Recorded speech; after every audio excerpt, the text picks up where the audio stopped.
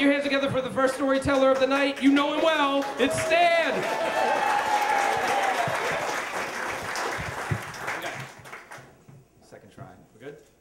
Okay. So, some people might teach their kids how to throw a baseball, and some people might teach their kids how to bake some cookies. My parents taught me how to lie.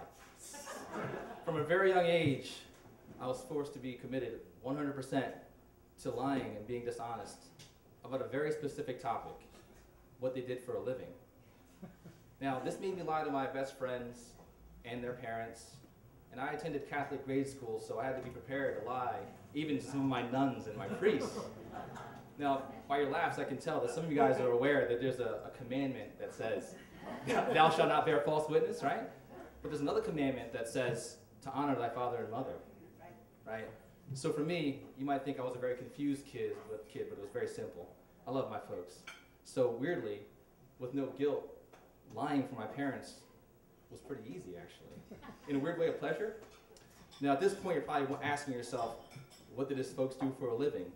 Were they drug dealers? Did they own a gambling parlor in the basement? Were they spies? No. My parents cleaned houses up and down the main line for over 20 years. And they did so with class and dignity, so much that the people they did this for looked at them no longer as employees, but as family members, and me as well. We were invited to family events, funerals, weddings.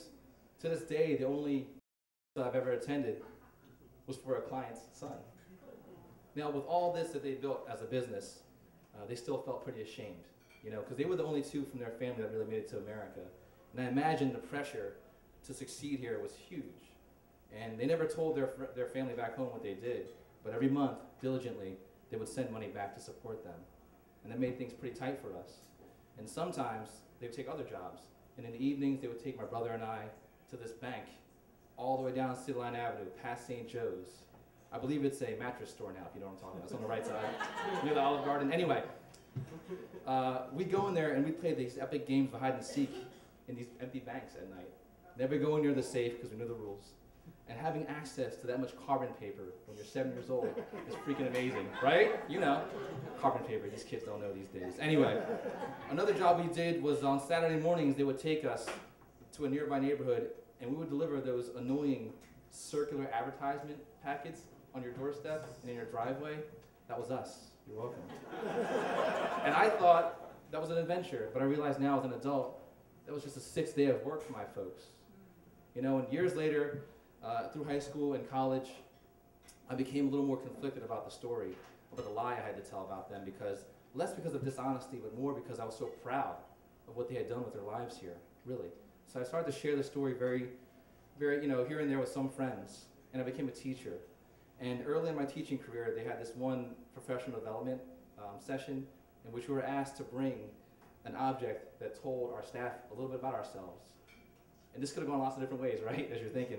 Some folks brought like a lacrosse stick, some folks brought like tap shoes.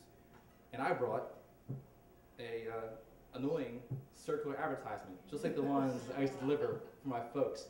And I was so excited to share my story with my colleagues, but when I got up that day, this really embarrassing feeling came over me, and it's when your voice starts to quiver because you're emotional, and I didn't know what was happening. I never cry in public. And I didn't cry that day, but man, I cut my story way short. I'm not sure if I was coherent. I sat down, and I was kind of in a daze. And I realized that even though my mind was ready to tell their story, my heart was still kind of full of guilt for violating their trust. Now, I'm a parent, and I have a 5-year-old daughter and a 2-year-old son. And a couple months ago, my daughter looked at me in the eye with a sparkle, and she said, "Daddy, I want you to be my teacher someday. I want to be in your classroom." And it's one of those beautiful dad moments. And it was awesome. But later on that day, I realized that my parents would have never wanted me to share that story with them, But here I am sharing it with you today. And in the future, I realize now that all this time I've been chasing, trying to tell my parents' story to people, what I look most forward to is telling their story to my kids.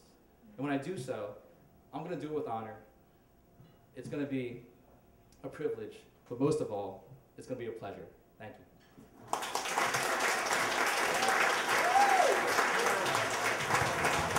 Stand, everybody. Great job.